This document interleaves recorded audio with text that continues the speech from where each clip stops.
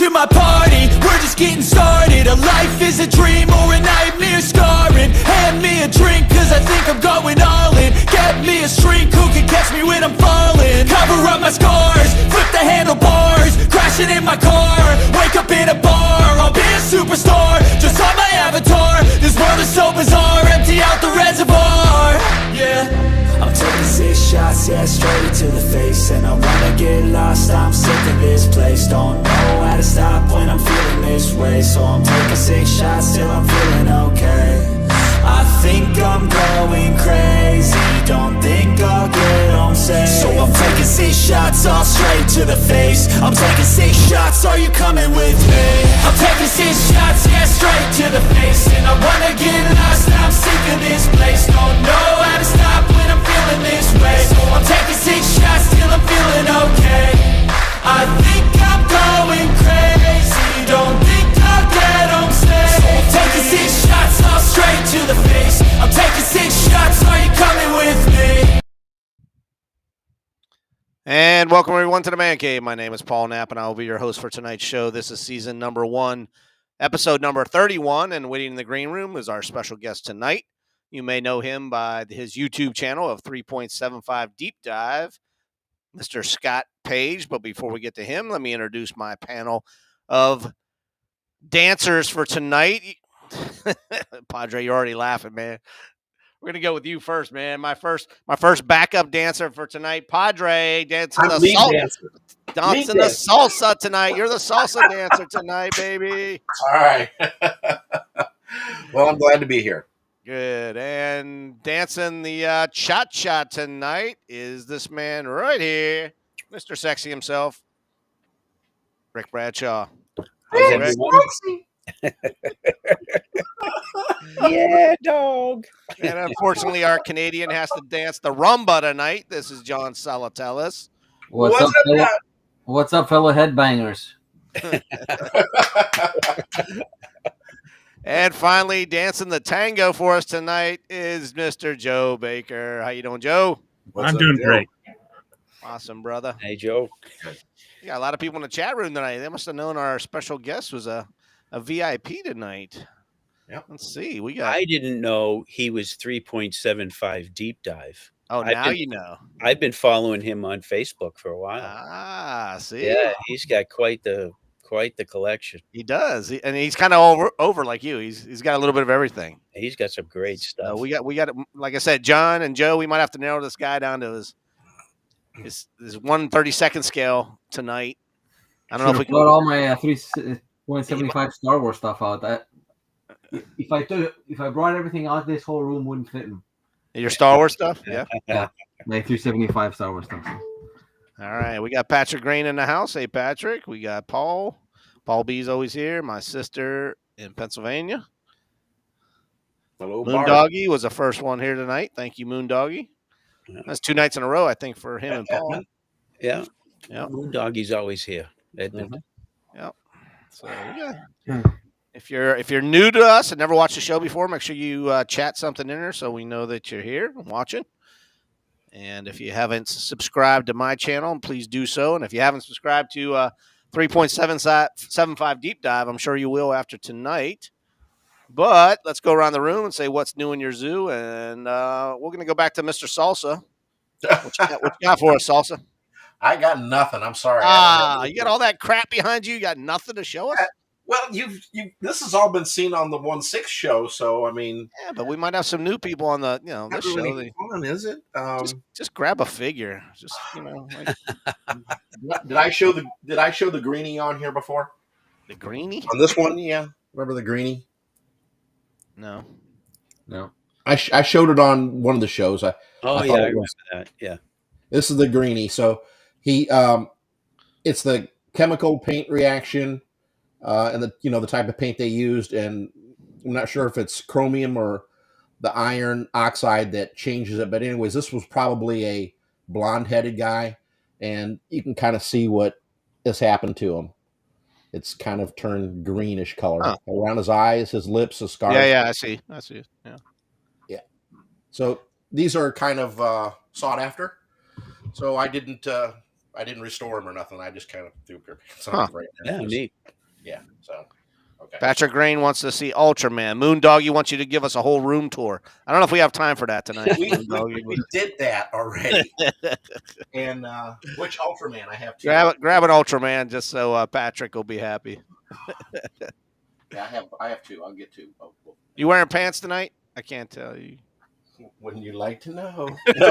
No, I was saying I hope you're wearing pants tonight. Yeah, Is what Captain Action, Ultraman, Mego, Ah. Ultraman. So 1/9, 1/6. Well, Nice. nice.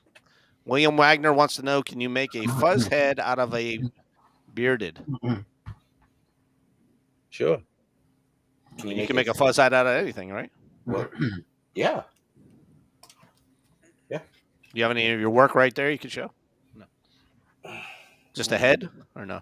Do you have a bearded one? I think. Yeah. Well, let's see. Let's.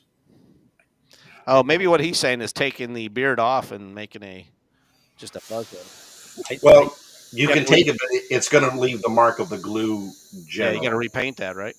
Yeah, you either have to reflock it or do something with it. So, yeah, if it's already had a beard, yeah, you kind of have to. As a reflock, I'll show this one here. This is a reflock. Yeah, there was no beard on him though, right? That was just no. Yeah. But if it did have one, then it would have the mark where the beard was. Well, yeah. I'm sorry, it's so blurry there. No, that's good, man. That's nice. Yeah. It's really clear. Yeah. Okay. Dan DiBiase just joined us. Thank you, Dan. Yeah. Anything else? Anybody want to say anything else? No, that's fine. We'll go to Okay. Mr. Sexy. We'll bring it up. Mr. Sexy. Mr. Sexy. You're dancing the rumba, right? I get a lot of stuff to show. Oh, well. Sure you want to sit through this? Just remember, we got a special guest waiting in the wings. All right, I don't want to keep him wait. So I'm going to show this. I'm going to show this real quick, and then I'm going to show more of it next week. Oh. So, okay. Oh, I know what that is. Yeah. What's that? Ooh. Oh, wow. You got one? Hope the So- box not empty. Paul So gifted this to me a couple weekends ago when we went to the Kentuckiana show. Okay. And it's an amazing set.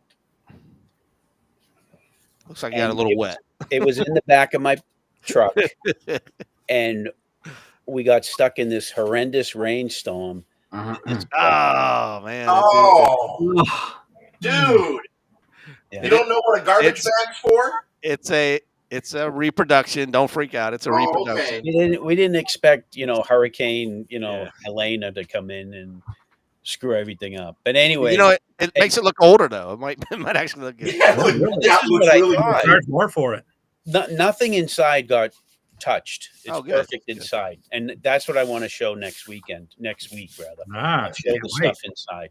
But what I thought when I was looking at this was, you could make this like a nice vintage set, something that's been sitting in a cellar for 40 years, Right. And so I've got some ideas. Even poor Angelo's Ghostbusters set got. No way. That too. Oh man. Unfortunately, I don't know how bad, but it was pretty wet. And I dropped him off on Monday. The storm happened on Friday. I dropped him off on Monday, and this stuff was still wet in the back of the truck. Wow. Oh dear. Pretty sad. But that was one horrendous rainstorm. Yeah, it The was. toner cover leaks on the back of the truck, but not that bad. I've never had it that bad. Yeah. But we went through like this ridiculous thing. So this past weekend, I decided to go to the flea market. I haven't been to the flea market all summer. Of course, most of the weekends have been rained out. So I finally said, well, let me go see what I can find. So before I show you the flea market stuff, I'm going to show you this. Thanks to Paul, I bought this horrendously There you expensive go. recast Yep. Where'd you find it? on eBay. eBay. Yeah. And, this is like $30 for this. Really? stuff. Uh-huh. Yeah, I know. It's crazy. But, I had this as a kid. And this was one of the best toy soldier pieces ever, Yep. Of course, this was always Steve McQueen in The Great Escape, you know, buzzing along. So I had to have it. I'm glad I bought it. It was worth it, you know. No meat for the month, though. Well, the dogs ain't gonna eat. That's Dog's for not sure. eating this month. Dogs ain't eating. Dogs are going to eat. So I go to the flea market and I come across this. Now I don't know if these two go together, but I came across this. Oh, Ooh, Oh, that's cool. that is neat. it is That's cool. that's the new Ray Jeep. Okay. Okay, so I don't. The truck doesn't say New Way. It just says 1941 Chevy. But I think this is how they go together. And of course, the new Ray Jeep is busted. But I said it was a buck for the truck, a buck for the Jeep. You're not Oh, going to. jeez. Yeah, you can't. Oh, you can't beat that. No. So I'll use it for some damaged Jeep in a photo or something. And the truck Yeah. alone is awesome. Oh, It's yeah, that's missing cool. its headlights, but that's okay. We'll Yeah. make it for that. So that was a cool score. I found Squadron Signal, Tiger One. Okay. Did anyone ever buy these magazines, these books? I don't remember. Nope. No? I don't remember me. Really? I used to buy these up when I was doing 1/6 scale customs of GI Joes because I wanted to learn about equipment that the guys carried, and they used to do in-depth pictures of all the stuff that all the different soldiers carried. So there's a reason I bought this, and again, I'm going to show this next week. Okay. But here's the coolest thing.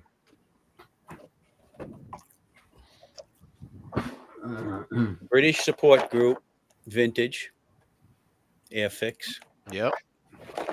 Okay. It's upside down. All right. Box is in tough shape. The guy said, "Oh, everything's in there, but everything wasn't in there. There's not 29 figures. There's only like 19 of them." But you guys know what these are, right? Oh, yeah. Yeah. There should be a lot of gear with that, too, that you can use if it's all there. That's the problem. It's not Shovels and picks and all kinds of stuff. No. And I Oh, asked the guy, I said, "Is all the loose pieces in there?" And he was like, "Oh, well, they didn't come with loose pieces." And Oh, yeah. I was like, Yeah. "Well, sometimes they did, But I didn't expect much. This stuff's been kicking around forever. And then I got the British. Oh, yeah. Okay. Yeah. Now these guys, all 29 are in there. Nice. And I thought this was cool. Somebody painted them. Oh, wow. Oh. Got 'em painted. All right. Nice. Looks And like they're you did a not, good job. they've been, again, these have been kicking around for a long time. So Yeah, they're a but little still. chipped, but they look fantastic. Yeah. Yeah, Oh, they definitely. don't, they don't All look bad at all. 29 are painted and pretty cool. And they did a good job too. Wow. Yeah, Yeah, right. they're not for what they are. They're really good. There's the machine gunner. It's not usually good news when they're painted, but those Yeah, I are. know. But someone did a good job, and I thought, Yeah. wow, these are cool. I was excited that they were painted, and the guy gave me a good deal. And I mentioned GI Joe, and the guy says to me, this dealer, he says, "Oh, you're into GI Joe?" He says, "I have a tub of GI Joes." I said, "What year?" And he was like, "Well, I'm not sure." And he says, "I'll bring him in next weekend." So hopefully he brings them to the flea market next weekend, and it's vintage stuff. So Right. Yeah. maybe I get a cool score. Ooh. We'll see. He's showing me these things, right? He's showing me this, and he says, "Well, make me an offer." And I said, "How about $20?" And he immediately goes on his phone and hooks up eBay and starts looking at the prices. And he goes, "How about 30?" And I was like, "You know what? Yeah, I'll do 30." I gave him $30 for him. I figure the painted guys, they're all 29 in there. That was worth $20. Yeah. And the other one, was worth 10. So I said, "All right, I'll give you the money."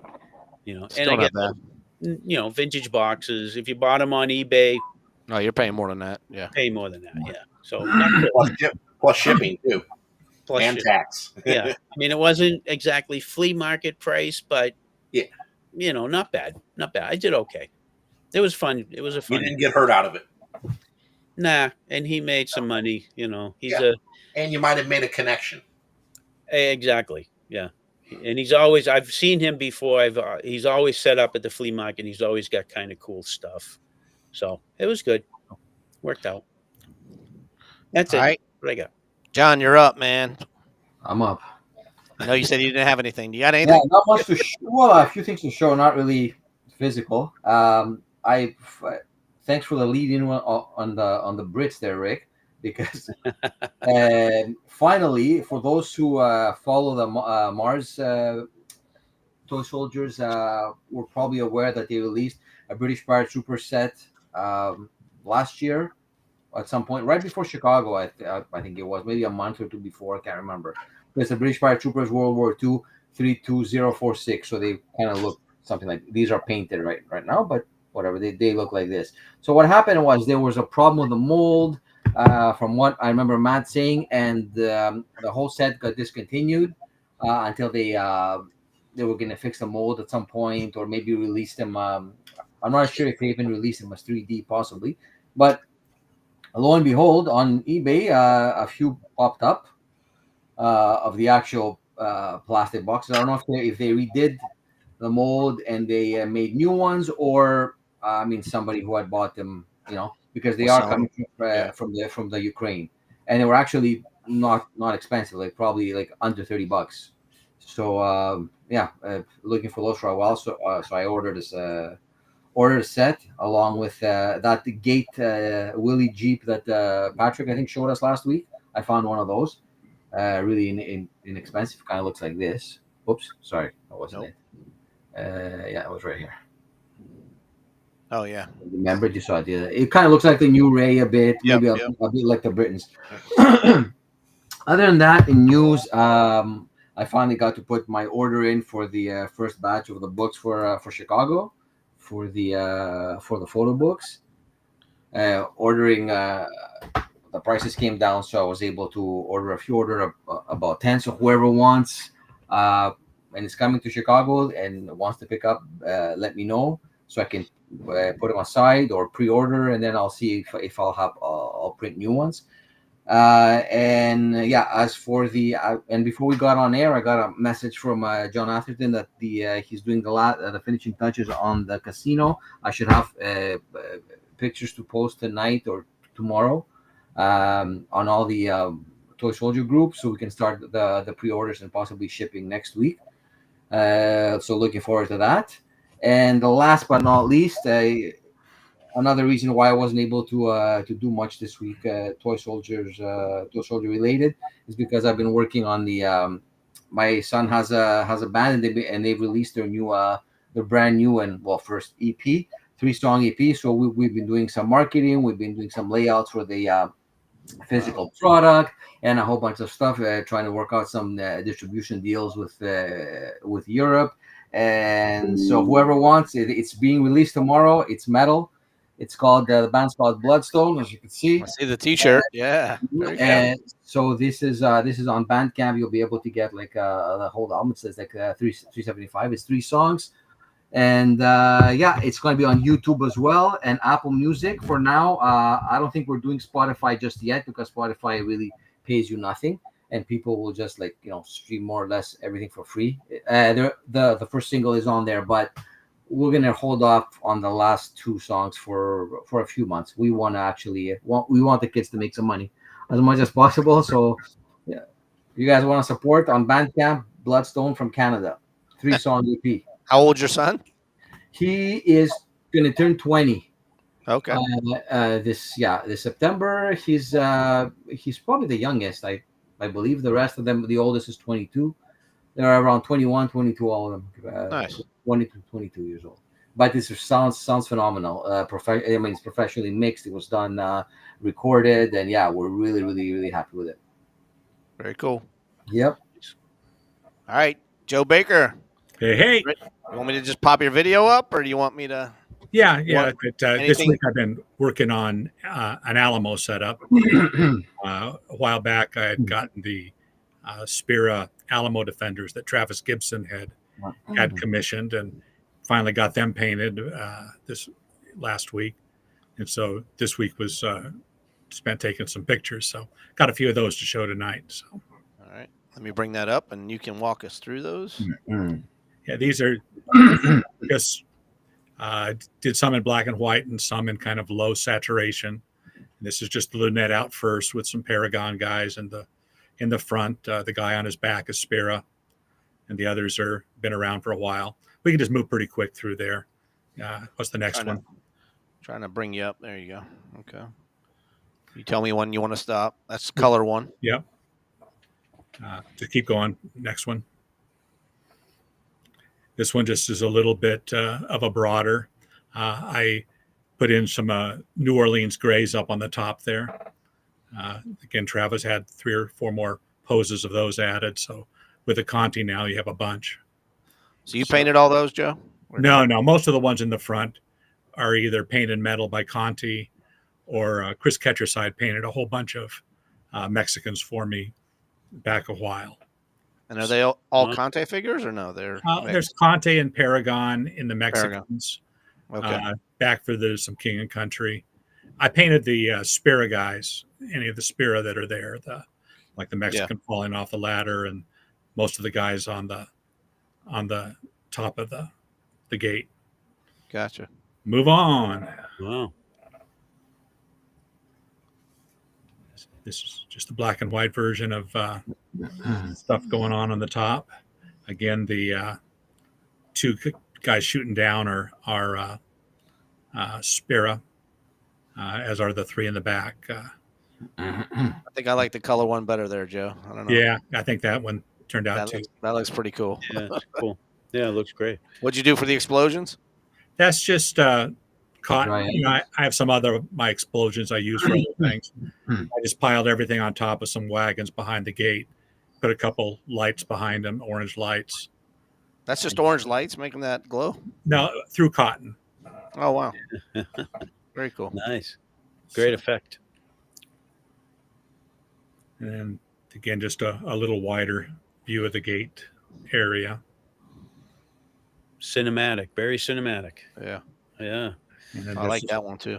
Yeah, showing those are mainly Spira figures. A couple Conti are around, but And that's mostly a TSSD fort, or is that? not Conti fort. Oh, it's Conte fort? Okay. Go on ahead. Yep. And this is just those are the whiter Paragon and King and Country. I see some Paragon in there. Yeah. Yeah, The chap, so the whole thing is Conte? I only use The chapel on back? Yeah, the chapel and the long barracks are all Conte.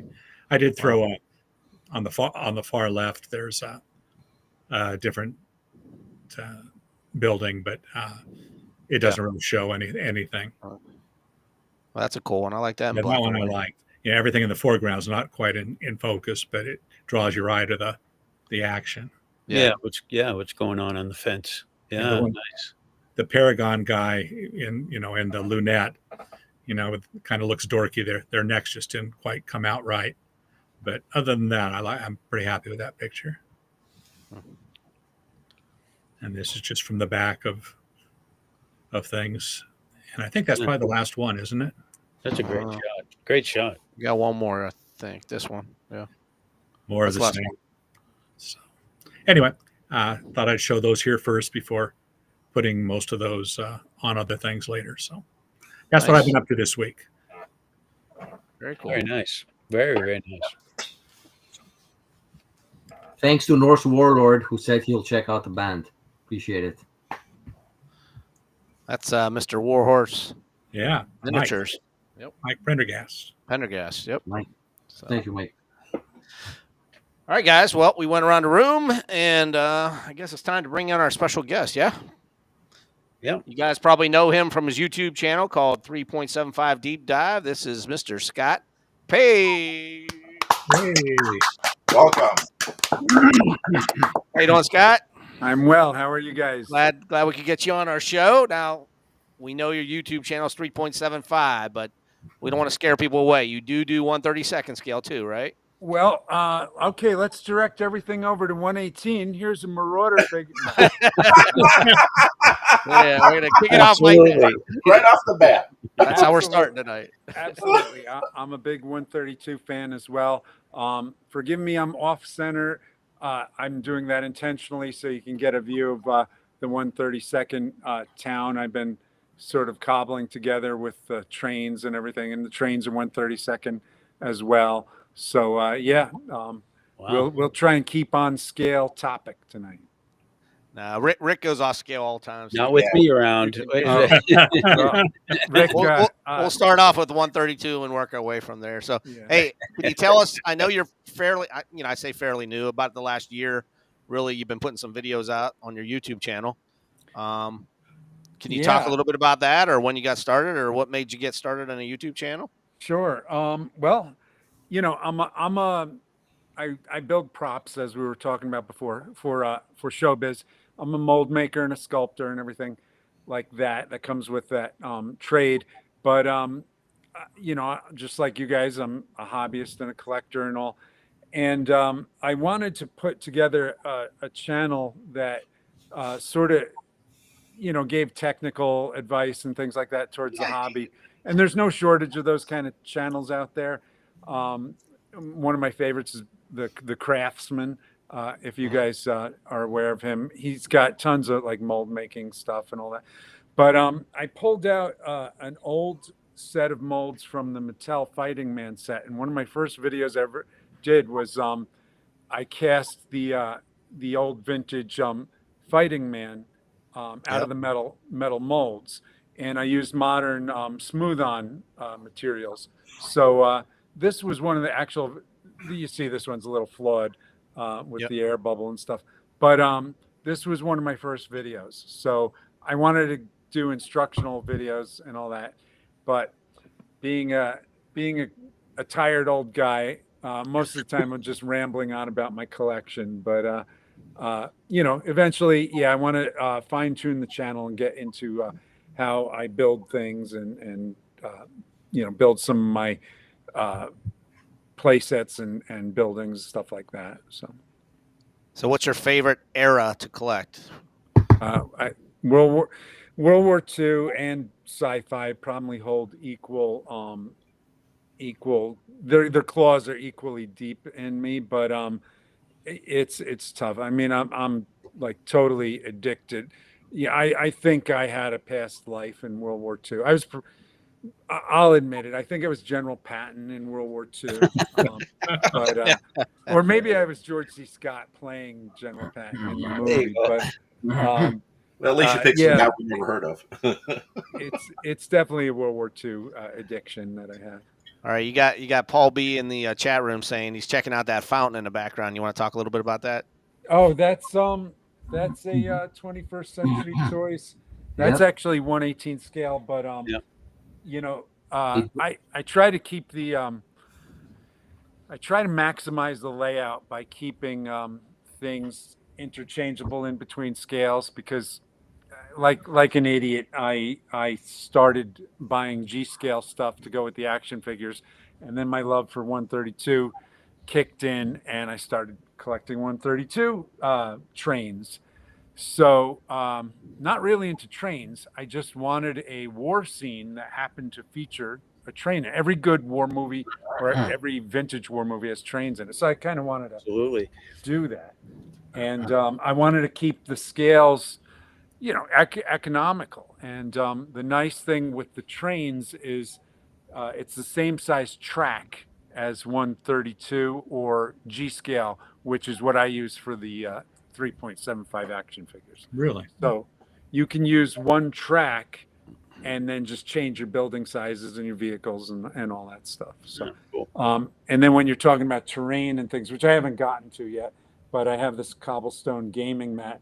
Once you put hills and trees and stuff like that you use, as in real life, you can swap scales and leave the terrain the same. Patrick Grain wants to see your loot Train boxcar. Patrick and I have been talking a lot offline, and this is actually let's see if it's hooked up or not. Yeah, this is the boxcar itself. I'm gonna paint it, but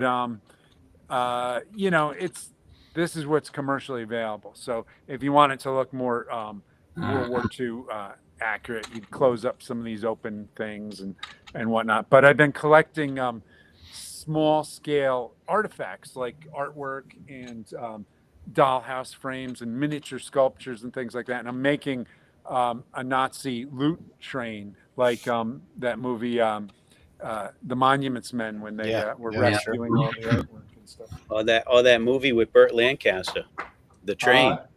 The Train. Yes. That was an art train. Yeah. That's when they were stealing all the pictures. Right. It's hard to find. When you're buying the paintings and stuff, they're usually dollhouse scale, which is about 1/12. But so then they just make larger paintings for the 132 figures. Yeah. But if you hunt long enough, you can use things like custom Monopoly game pieces as miniature pieces of sculpture and stuff like that. And so my ultimate goal is to fill that cart up with crates that are sort of busted open and to discover all the stolen artwork and things like that. Yeah, That's cool. cool. That's awesome. And Paul B wants to know about that 2-foot bell tower. I think that's the one we were talking about before. Everybody thinks the clock tower in the Yeah. back.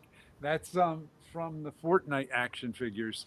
So Fortnite is a game, a video game, I guess, for kids. I don't play video games, but they had a series of 3.75-inch action figures, and they were arguably some of the best out there in the They were pretty cool. They were good retail figures. market. The range was all over the place of crazy things, but they had a few play sets and vehicles, and that is something that's made of like individual cards, plastic cards that you click together. And once again, that's a swappable between 118 and 132. So I try to put the taller and bigger things in the background for obvious reasons, so you don't block the view of all the toys and everything. But Mark said so that's Fortnite. Mark said he stole your idea for the cobblestone gaming mat. He saw it on your channel first. Yeah, I that's what we're all about. I love, I learned from so many of you guys, and I'm glad that somebody got the idea here. They're good placeholders until you can get around to doing, like, ultimately, I'd love to do like a realistic scene here, but there's only so many hours in a day. So it's kind of nice to throw something down, and then you have the look that you want. And ultimately, maybe I'll go with sculpted cobblestone at some point, maybe in my retirement, but that's not for another 45 to 50 Now, years. you told us backstage that church that's there, but you want to tell the audience what that? Yeah, so this church is Hogwarts. It's from the 3.75-inch Harry Potter line of action figures, and it's articulated so it opens up and everything. I believe it was only available in the UK. It's not the Lego Hogwarts, so don't confuse those. But it's for 3.75-inch figures, it's still small. But for 132nd figures, it makes a great church, and I have it set up as like a temporary hospital in the center of the that's perfect, man. Center of the city. John Salatellis is going to offer you some money after the show for that. I think. Well, he looks like he's eyeing it up right now. I spent far too much on it, and I had to spend shipping to get it over from the UK. I'm sure. But when you're addicted, this is the way it goes, I guess. Ask away, gentlemen. So how long have you been doing this? Well, let's see. Obviously, as a kid, you're always collecting, and I was a kid in the 70s and early 80s. So Green Army Men were still a big thing. And then Star Wars hit, and the figures came out in 78. So I was 10 years old. I was the perfect demographic for that. Sure. And that's probably what ruined me is, that addiction. But as an adult, I used to do World War II reenacting, and I was a bad guy in that.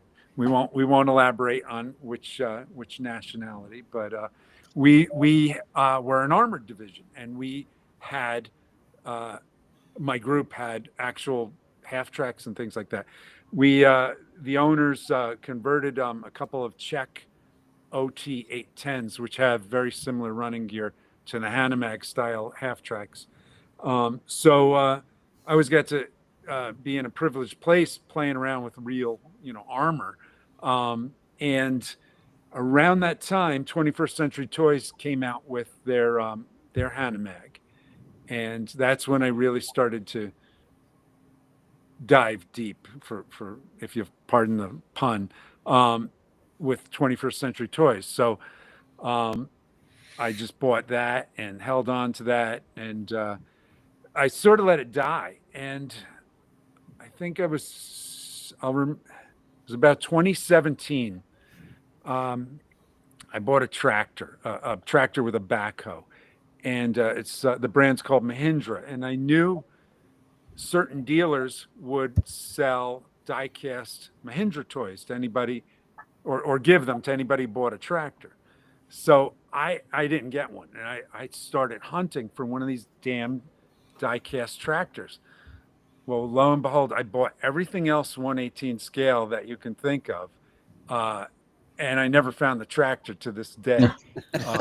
But I bought Shermans, and I have an old Chat May Dragon Wagon, and I really started going off the deep end with the collecting. So that's when I started to put together like my Facebook page and ultimately the YouTube channel to try and share the collection, because there was always a lot of questions about scale and stuff like that. And I'm still facing that now with the trains. Like, there's not, like, you almost have to be born knowing a certain amount. Otherwise it's hard to get information, like what certain train scales are and what works with 1/32. So. Yeah. Right. Yeah. Well, have you gotten into the Joy Toy 1/18 stuff at all? Yeah, I have all of the Germans. I didn't buy the Germans in the 44 dot camo. But I bought the field gray ones, and I didn't buy the Allies. They obviously, they're Asian influenced, so they kind of look like Leonard Nimoy as Spock in that old Star Trek episode where they go back to Nazi Germany. And they did a horrible job on some of the helmets are horrible, and they give them the wrong weapons. But, yeah, I saw that with the Russians. I think they did that. Yeah, but they're fantastic figures, nonetheless. Yeah, little things like they're. I see what you're doing there, by the way, Rick. We're going to the money. Yeah, I was waiting. Little things like they have decals for the eyes, which I think is kind of weird, but I'll tell you what, those figures photograph great. Yeah, They really do. Yeah. And you helped me out when, because I follow you on Facebook. I didn't know you with 3.7 Deep Dive, by the way. And you posted your Marauder Snake Plissken. Yeah, the New York tour guide. Yeah, and I was like, where'd you get that? And you were like, oh, go to Marauder. And yeah, I remember the exchange now. And you said, be patient because it takes a while to ship. And it sure did. But I got it. It was an awesome figure. Yeah, there's a couple people doing Snake, and some people are piecing a really nice one together from various lines. Yeah. But yeah, and I love your what do I call it? Halloween or a haunted? Oh, the castle. Yeah, the castle's nice. The castle's coming out. It needs so much work, and Halloween will be here before you know it. So I've been clearing workbench space to pull that castle out again. But yeah, Murray Corrigan wants to know what your favorite scale is to collect, since you're all over the place. Yes is my favorite scale. Yeah, everything. Yeah, no, I actually kind of size wise, I'd probably stop at the 118 scale stuff. I used to even collect 1/6, but fortunately, I didn't go too far down that addiction because it's just so big and time, space consuming. But Yeah, it is. yeah, during COVID, I sold most of that off, which helped a Paul, lot. Paul B wants to know what's your favorite piece in your man cave.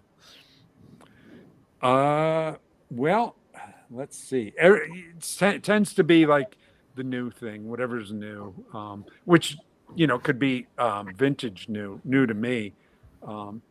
So right now, I have a couple of new trains I bought that I'm trying not to get too deep into the trains, but I'll get them up and running, and I can see how it's kind of hypnotic for guys my age. Once you get them going, you just you kind of glaze over and I don't know, absorb it all. It decompresses you from a bunch of the crap you might put up with throughout the day. Sure. Yeah, absolutely. Do you have any of your toys as that you had as a child, or do you have any left? Or? Yes, in fact, on my YouTube page, I just did a video of me opening my vintage Star Wars figures that I haven't opened in over a decade. And I was going through all the memories of like some of them, even as a kid, I was customizing them and repainting them. And I used to write to Kenner and tell them I bought a certain play set and it was missing a part because I wanted, maybe the probe droid only. And I would lie and say, I bought the play set and the probe droid was missing. And Kenner used to send me stuff all the time. I used to write them like crazy. In fact, when the aliens, it was like the aliens Queen Hive came out. I was probably an adult by then, and I said, you know what, I'm going to do one more Hail Mary play and see if I can't get the little alien chest burster out of that play set from them. So I wrote Kenner, and they wound up sending me a whole play set. So one day, the whole play set just showed up on my. They were tired. They were tired of dealing with that kid. Oh, they were like this freaking guy. He's like we're writing 40 his years name old. down now. I watched that video today. Actually, that was pretty funny. How you remember painting Han Solo's head, and it's still the paintwork was still on the box. I stained the handle of the collector's case, and that case has been through a lot of stuff. My sister, she's about 5 years older than me. When we were she was a teenager. I was not quite. We got in a fight, and she had a poster of Leif Garrett on her bedroom wall, and I tore the poster. And she took that very same collector's case and threw everything out into the lawn, all the guns and figures and everything. And I found every gun, and I still have them to this day, the original ones. And we laugh about it now, but I might buy her a Leif Garrett poster and send it to her for Christmas. Did you have a large collection as a kid growing up, or was it mostly hand-me-downs from? Well, we were. It was rough for the family. My parents were separated, so my dad did his best, and I definitely had a good childhood, but it was all Star Wars or World War II, and my dad served in World War II, so I kind of had a lot of entertainment from him, telling me all sorts of stories and things like that. So, I mean, you grew up in our era, so you were probably out back with guns and stuff in the woods, right? Or oh yeah. I grew up in the rural woods, and my best friend, whose dad was also he had served in the Marines, so we had a lot in common. We were both Army nuts, and we used to play Army and do terrible things like BB gun wars and stuff. It's amazing nobody got blinded. We used to do roadblocks on the back roads, and when cars would come, they'd see these guys dressed as soldiers. We was probably like 11 or 12 at the most, and we'd kind of have the back roads blocked with I don't know, we'd drag a log and all these terrible, stupid, mischievous things. But and Cinder then, blocks. yeah, and then we'd run away, and of course nobody could catch us. But terrible times.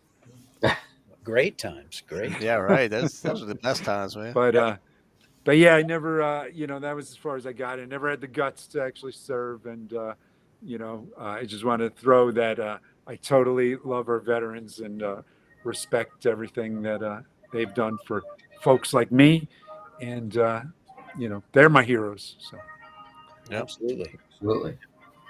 So let's talk about the 132nd scale. I see you got a BMC tank behind you. And yeah, you said you just picked some other stuff up you wanted to show to. I did. I went to so you guys had Hobby Bunker on about 2 weeks ago, yeah. 2 episodes ago. So he mentioned he was going to Wayne, Pennsylvania, but I knew it was Wayne, New Jersey. So I hit 2 shows in one day and had some pretty good hauls. So from Hobby Bunker, I bought this. These are slightly bigger than 132, but I kind of like the bigger figures once in a while on the railroad layout because they're pronounced and they pop out in front of the trains and things like that. But I bought all sorts of things. I'll make up for what's new in your zoo by showing all the stuff I got. So one guy had all these guys loose in a bin. These, I think you guys were saying these are the BMC. Yeah, those are BMC. Yep. Yeah. And then another vendor had this. I didn't realize these were kits. So they're like pre-painted kits. So I'm a big Africa Corps fan of the history of that theater of war.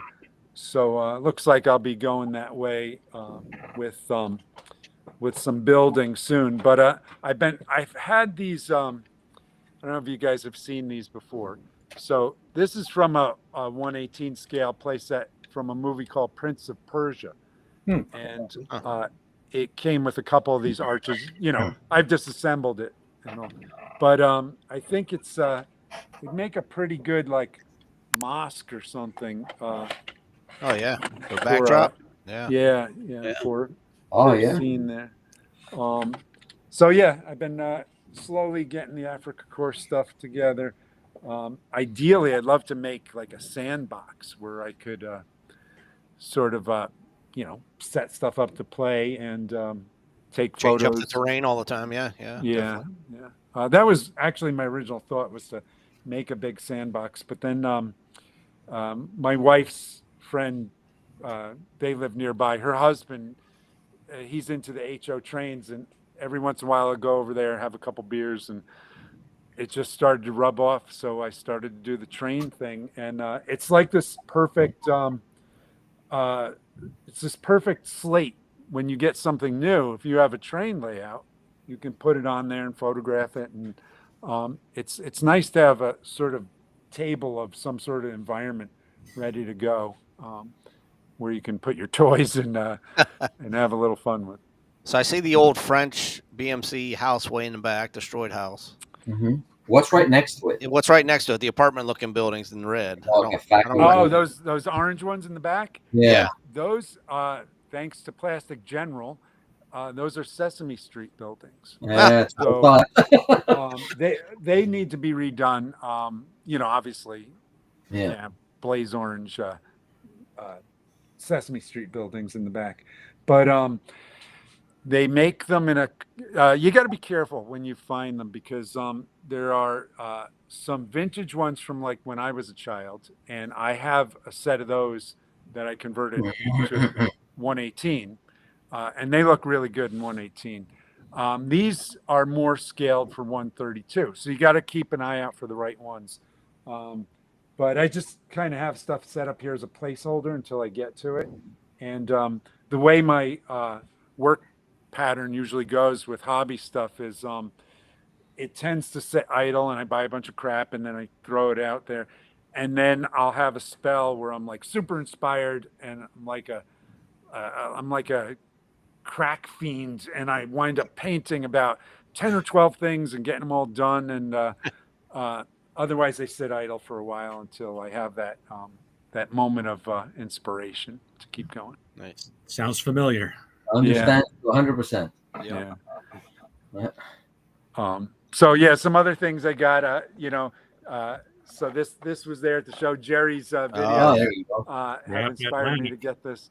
So it was a good price, but yeah, it doesn't look anything like the No. WC style ambulance. And boy, I'll tell you, man, that plastic in there, it stinks.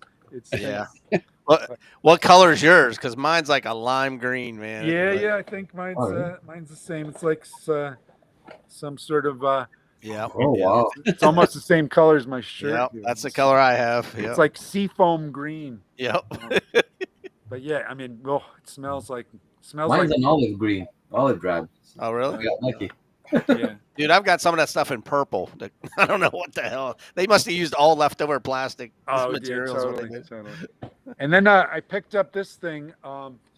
This is like a Lego puzzle, but I'm not for the zombies or anything. But I figured one of these buildings I'm gonna have like blown out, and if I can use these boiler parts somewhere inside the building, then they look. If memory serves, these are 1/32. So either way, with a boiler, you have a license to go to different scales, I guess. Yeah, they can be any size. Yeah. Yeah. Patrick Grain wants to know what's the building way in the back behind the orange building. That tall one in the corner. That's Santa's workshop from a Rudolph the Red-Nosed Reindeer action figure line, and it can serve both scales, 118 or 132. You can't see it from this vantage point, but it's got these nice large arched doors that a train could go right through and make a great train station. But it's very Bavarian looking. It's perfect for what I want to do. And look for them online, but man, oh man, they're expensive. It's like everything else. American made or no? Is it? I forgot who made the Rudolph figures. It's a company we've all heard of, like she's Funko or something like that. I can't remember, but no, I mean, I don't think it's American made, but it's definitely a toy company we've heard of. Yeah. So because I have the trains and the cities and all that, I'm always looking for 1/32 scale civilians, and they're not that easy to find. Nope. I picked up a bunch of these. So the 1/32 scale race car hobby has a few like famous, like I think one of these guys is Enzo Ferrari and a couple other guys. So I picked up the ones that looked like they would be good vintage style civilians. So I got about 5 of them. Here's some kind of portly guy with a fedora on and stuff like that. So, and they're all pre-painted, which saves me some effort. Yeah. And yeah. So, and the 118 sneak in. I got a couple MASH ambulances. MASH Jeeps. I haven't had this. I got a whole bunch of different Willys Jeeps in 118 scale, but I didn't have the MASH series. I watched your video on that today too. On the Jeeps. Yeah, on the 118 scale Jeeps, all the different ones that you had. Yeah. Yeah. Maisto and Solido and a whole bunch. There's 21st. I don't have a 21st century one. I'll have to keep an eye out for that. I think they made one. Yeah, they did. Yeah. So do you attend many shows? You said you went to the last one at Wayne's, Wayne, New Jersey, but I do a lot of my shopping online, a lot of eBaying. I don't do a lot of shows. There's not a hell of a lot local here in the Hudson Valley, but those particular shows were definitely worth traveling to. That was my first ever toy soldier show I'd ever gone to. Oh, really? Wow. Yeah, there was. I didn't really know what to expect, but it was a lot of fun. It was worth Well, it. there's one coming up in Gettysburg. I don't know how far Gettysburg is. Oh to yeah, you. that's a haul for me. But Oh, it is. yeah. And there's another one coming up next year in Hershey, PA, which is going to be a big one. Oh yeah, okay. So that's a GI Joe show, though. You know, you go to a GI Joe show and there's always going to be something you want. Oh yeah. There's a.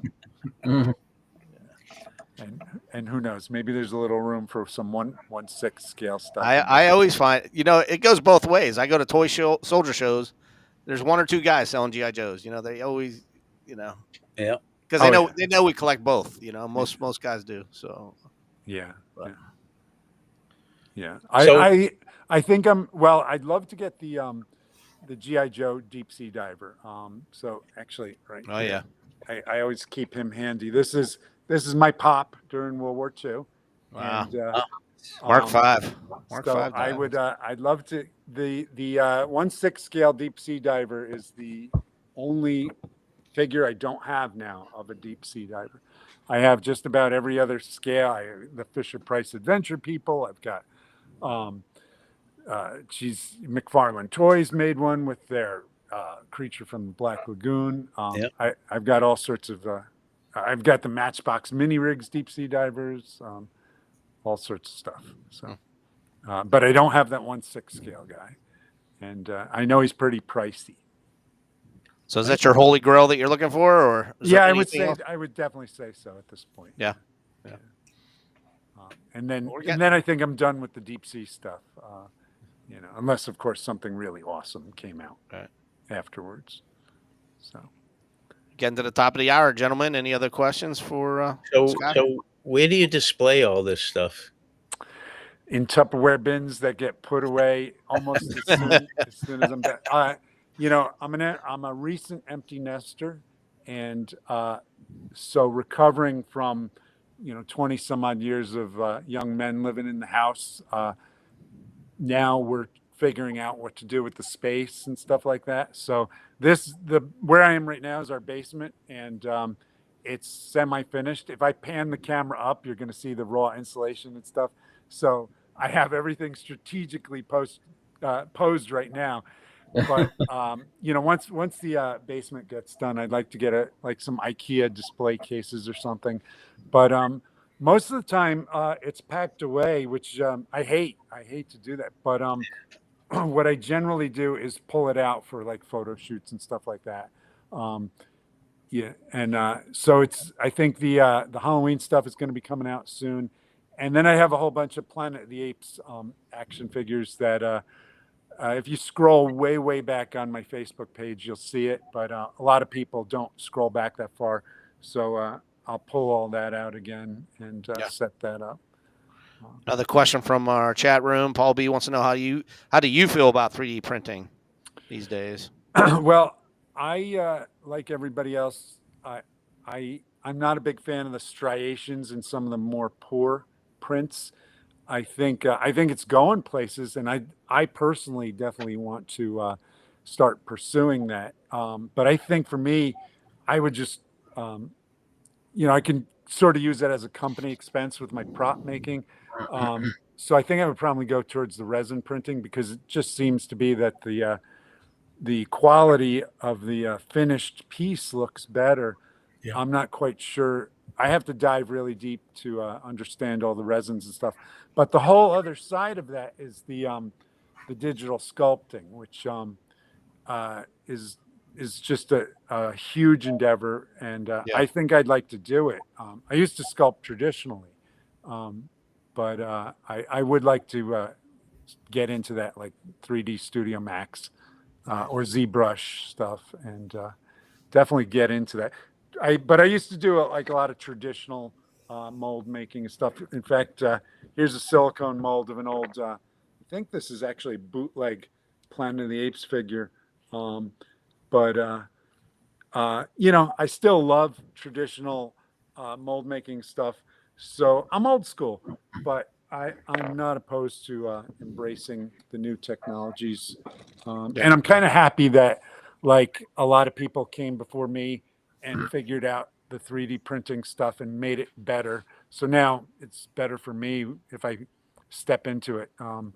Sure. There's people figured out better machines and better filaments and all that sort of stuff. Yeah. Horrocks 30th wants to know what brand is that red railway car that you showed. Do you know? Wagons, but yeah. This is New Ray. They're not currently available, but you can find them on eBay every once in a while. Scale? It's New Ray 132nd. And, okay. Yeah, just look them up. Keep looking. There's all different kinds. There's about 4 different kinds. This is the locomotive that goes with it, and you might oftentimes there's like Christmas decor on these and stuff, and you got to be careful. They're kind of junky, but if you're using them for for damage or models or stuff. Yeah. Railroad it's a foreign hobby to me. The railroad guys are all about running the trains and stuff like that, and a guy like me is more about how cool does it look. Yeah. Horak 30th also asked the word if you found those Sesame Street buildings on eBay or not. I did, yeah. So you got to be careful here. Let me step over. I'll pull a couple over here.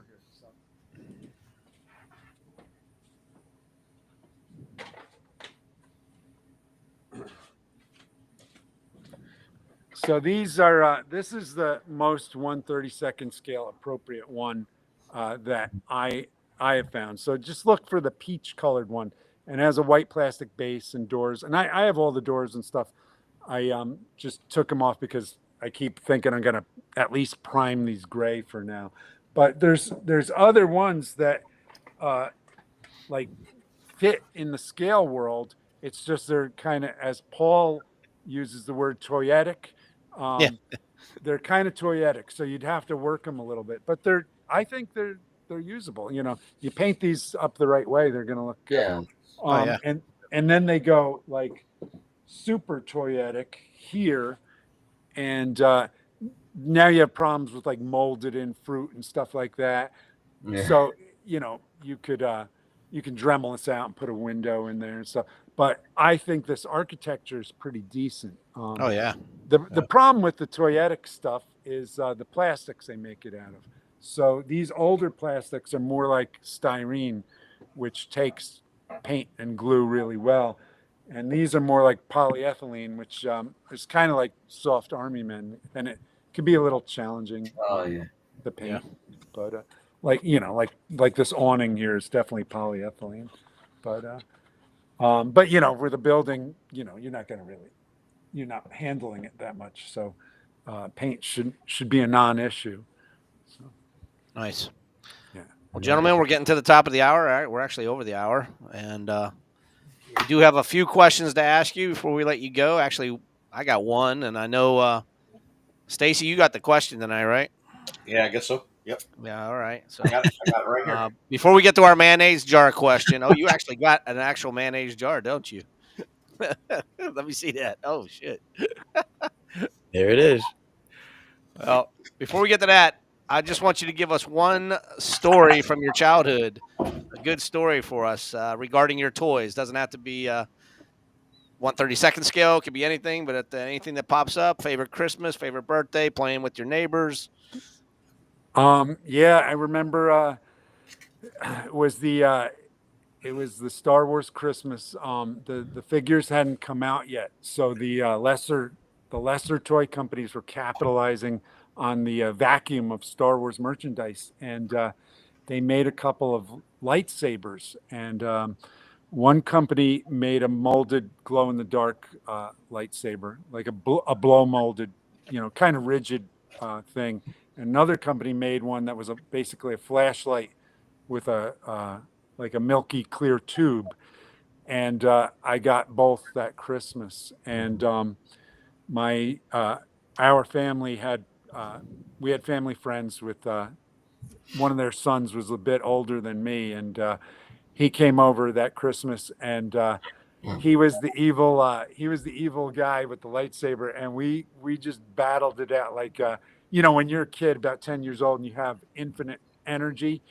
he battled it out with me. He wore me out in the end, and my knuckles were all beat up from those swords and everything. But those swords are like huge collector's pieces to this day, and I can't believe any of them survive. But yeah, that was a good Christmas. Is just a couple good memory there. Couple knockoff swords. Cool. Yeah. All right, Stacy. We'll explain to him what the mayonnaise question is. This is has nothing to do with toys or 1/32 scale. It could be anything, and the way you answer this determines if we ever have you back on the show. So it's very important how you answer this question. Yes. So, I'll try to do my worst. Okay, this is actually a 2-part question. Oh, so I'm sorry. This happens to be a 2-parter. So the first one is your favorite movie, and the second part to that is also your favorite TV series or TV show. Oh, I like that one. Of all time, right? Not just current, right? Yeah, current, way back as a kid, doesn't make a difference. Whatever. Okay. There's no right or wrong, but we are judging you. There's no right or wrong, but we're judging you.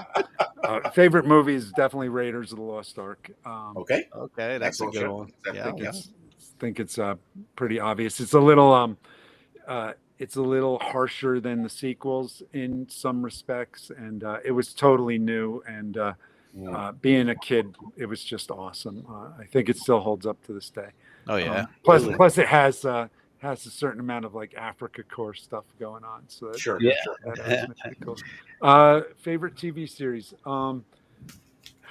Probably like historically, my favorite TV series is this a tough one because I actually hate most television right now, but Magnum is a big one. Magnum PI. Mm-hmm. Yeah, definitely loved the original Magnum.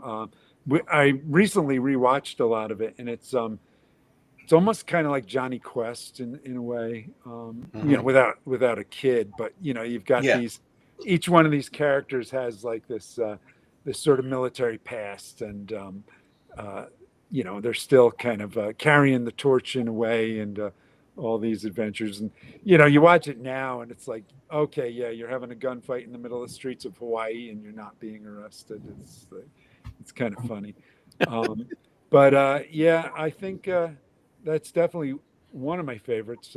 But there's a lot of good television now, but there's a lot of crap now.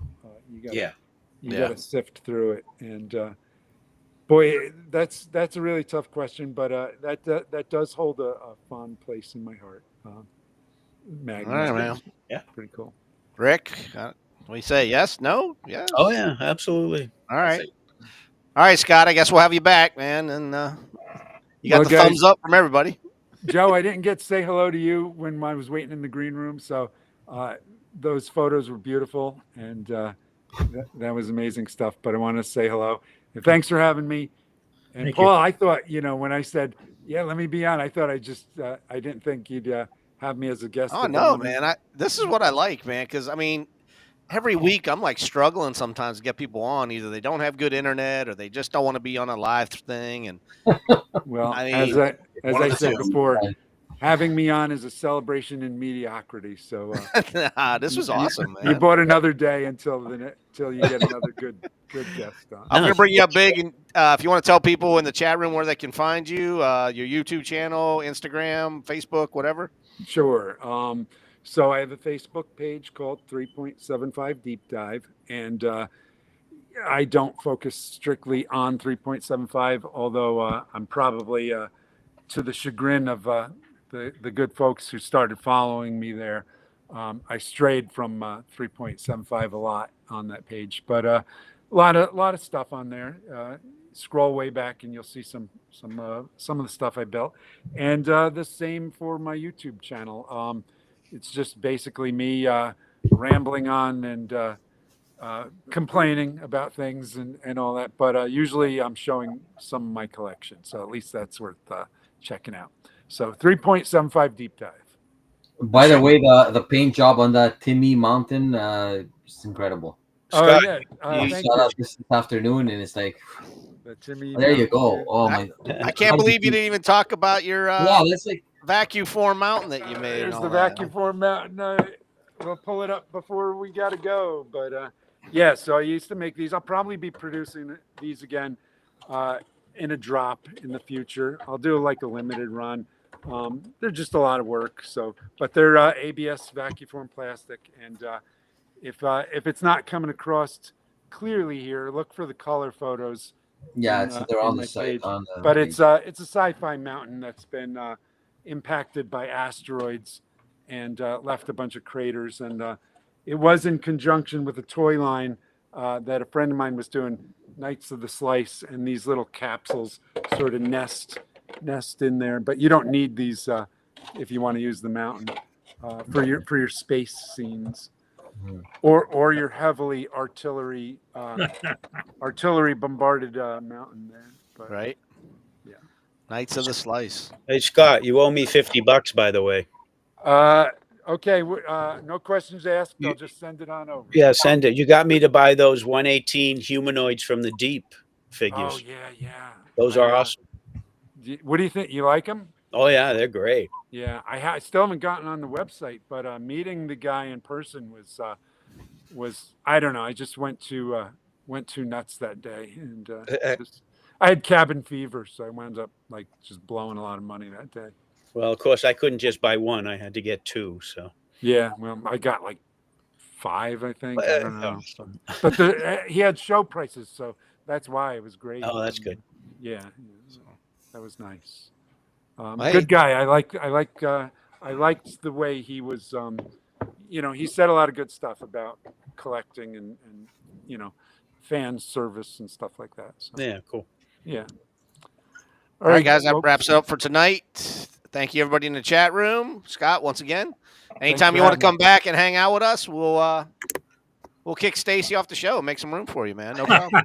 Stacy, I'll come to Stacy's and check out his collection, and then we'll do a double broadcast. Okay. Right on. All right, folks. All right, we'll see you next week. Have a great evening.